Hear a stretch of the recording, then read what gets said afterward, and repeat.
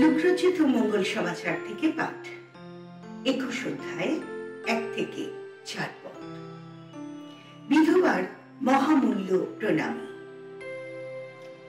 যিশু এক সময় চোখ তুলে তাকাতে দেখতে পেলেন ধনীরা মন্দিরের কোষাগারের বাক্সে তাদের প্রণামী দিয়ে যাচ্ছে।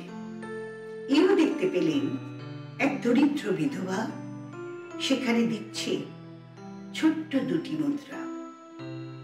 তখন তিনি বললেন, আমি তোমাদের সত্যি বলছি, ওই গরিব বিধবা কিন্তু অন্যান্য সকলের চেয়ে বেশি দিয়েছে।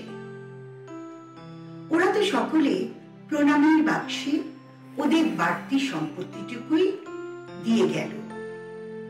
ও কিন্তু ওর এত অভাব থাকতেও ওর জীবনে যা কিছু সম্বল সবই দিয়ে গেছে। প্রভুর বাণী।